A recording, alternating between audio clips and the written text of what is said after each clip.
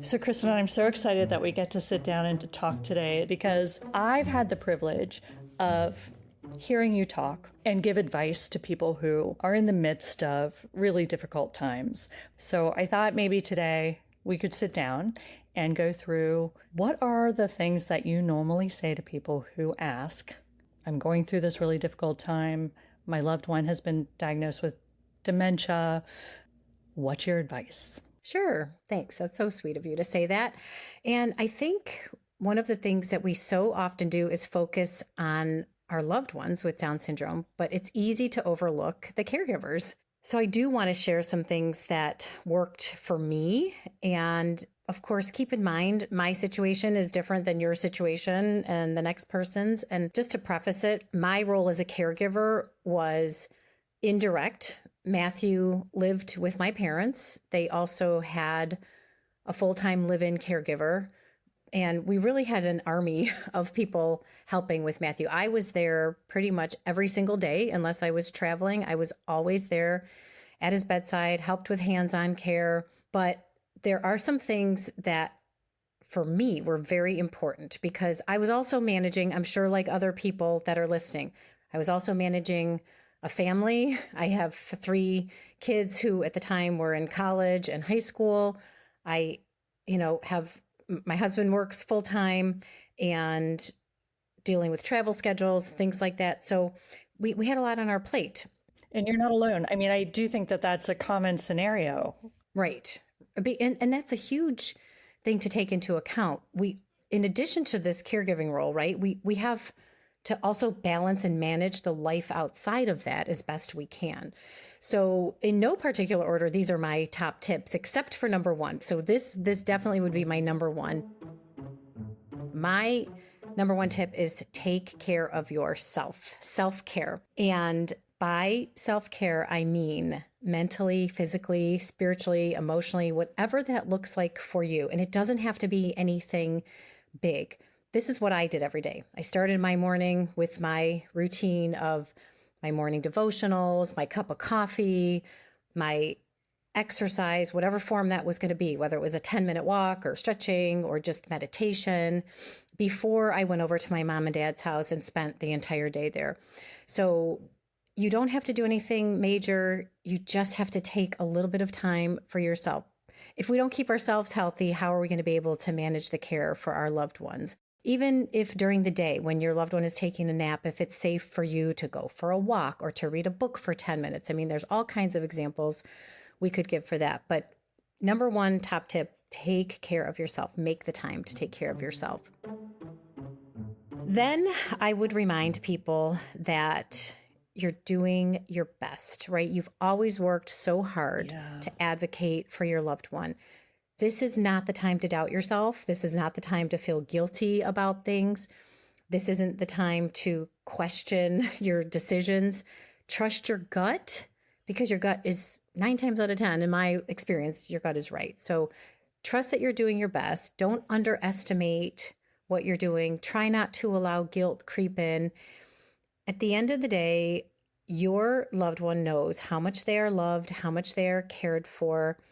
Your effort and your skill set hasn't changed, but your loved one has changed, right? So don't try to compare that and, feel like I'm doing everything I can and I'm giving it my all, but they're not getting better, because that leads into my next one.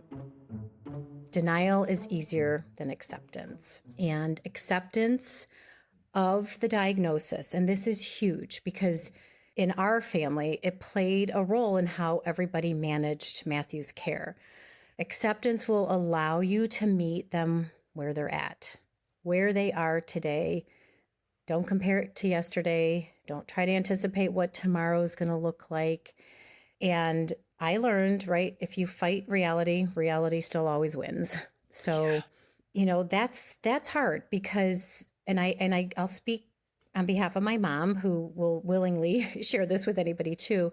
She was in denial for a very long time. It was very hard for her to accept the diagnosis. And I think a part of that is because our parents were pioneers for this generation, right? They paved the way. They worked so hard. They fought. They broke down the barriers. They did everything that they could to get them to the level of independence that they were capable of. And then you have this big, whammy, and then you start to go backwards on the continuum, and you feel like everything you worked for and everything you did your whole life, now we're going backwards. And that's not easy to accept. So me being once removed as a sibling, I had an easier time accepting where we were and accepting the diagnosis, which then changed my mindset of how I approached everything with Matthew. So I would say, to reiterate that, meet them where they're at, try to accept the diagnosis sooner rather than later. There's no right or wrong way to do this. Don't feel bad if you're not there in that part of the journey yet, right? That's okay, but it will change how you care for your loved one. What I love about that, Kristin, is that you're naming the emotional hurdle there.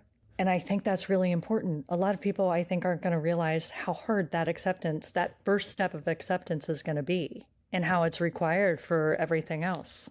Yeah. And I think to go back to that emotional hurdle, a lot of that emotion has to do with grief, right? Mm-hmm. So we are also trying to manage and balance the grieving process, because we are grieving. From the minute you get the diagnosis, you start the grieving process. And then you have this anticipatory grief that you're trying to think about what the future is going to look like without them, or what's going to come next, or what skills are going to be lost next. So you're right. I mean, that allow yourself to grieve, but also let go of the things you can't control in this journey, which can also, all these things kind of snowball into the next, right? And this is something that we found ourselves doing.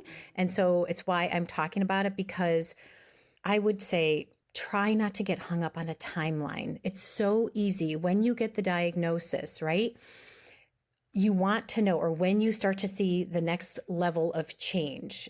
And just a reminder, right? This is not a linear disease. So we may have a step down because they had a seizure, or because they got sick, or because there was a change of environment, right? And then they take a step down, and then they might plateau out for a while and go down a little bit, or they might, come up a little bit, but never right back to where they were.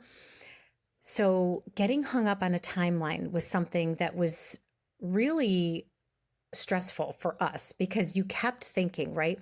How much time do I have? How much longer is this? Do I have 6 months? Do I have a year? Is it going to be more than?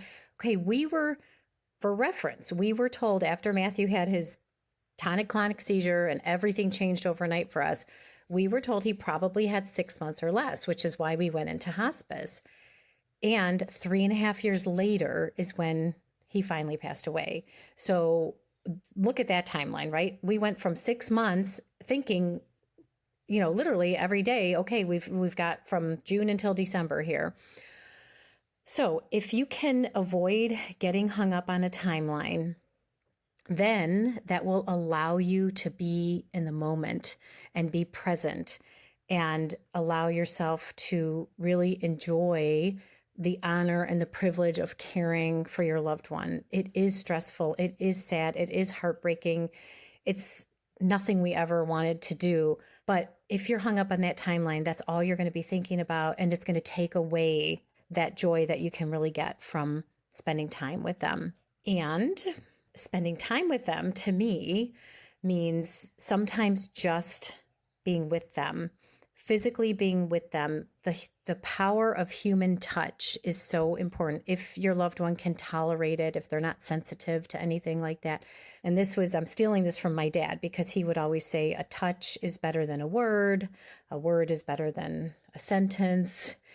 Sometimes just holding their hand, right? They're dealing with processing issues as it is. If you're trying to sit there and have a big, long conversation with them, a better thing to do is just sit there, hold their hand, listen to music, hug them, give them a little massage, whatever you can to let them know you're right there, let them feel safe, comforted. And what we would ask ourselves all the time, because we learned this from our hospice nurse. She said the 3 things you always want to ask yourself, because we would be hard on ourselves. Are we doing enough? Right. Or can we be doing more? And she said, start this sentence every day, or start your day with this sentence. Are they safe? Are they clean? Are they comfortable? If they're safe, clean, and comfortable, you've got it right there. Right. Anything else you do, right? Anything else beyond that is bonus. The last big thing that we learned in this whole process is just be willing to pivot, right? You might think it's going to go one way, and then you just get thrown a curveball and you have to change your plan entirely, whether it's the type of medical equipment you need, or you have to change what course of foods you're feeding them. If you have to go from, mechanical diet to pureed diet so that it's safer for them to eat, and you can help them live longer by eating safer and not having the risk of aspiration or choking or anything, be willing to pivot. It's okay to change the plan. So many of us are very, we have a linear process that we want to follow. And this has taught me there is nothing linear and there is nothing predictable about this. So your willingness to pivot and keep an open mind to that can really change how you approach the journey. And I think I said that was my last piece of advice. You can have another last one. Yeah, I want to piggyback that into trying to approach this the best you can, as I mentioned earlier, as truly a gift and a blessing and an honor and a privilege to be able to care for someone in this part of their life, in this part of their journey where things are changing and you don't know at what pace they're changing, but to know that you were there for them at a time that they needed you most. Just, I can't even put into words what a blessing that was for me. The gift of time that Matthew gave to us as a family to be able to come together and spend more time together than we probably ever would have in the midst of our busy lives, right? It reminded us to slow down, take in these moments, don't take things for granted, and just know that you're doing the best you can. And they know that, and they will feel your love.